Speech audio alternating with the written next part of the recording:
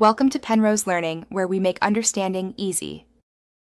You're going to start inside Rocket League's main menu. Open Settings now. Once you're in Settings, switch to the Audio tab so you see voice controls.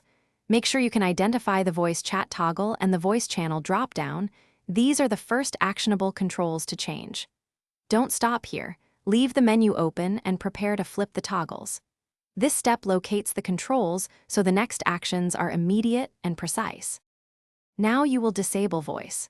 Flip voice chat to off so in-game microphone input and inbound audio stop. If voice channel is set to all or team, change it to none or party to limit who can reach you. This matters because some platforms route party chat separately.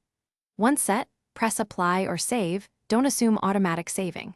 Make sure the UI confirms the change, then exit the settings slowly so nothing reverts. This ensures voice is fully disabled. Finish by verifying. Join a match or training session and listen for chat. You should hear nothing.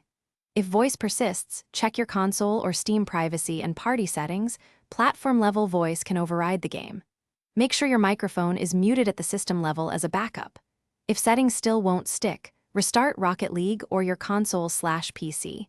A quick reboot often forces saved options to apply. If problems continue, adjust platform privacy or reinstall the game as a last resort.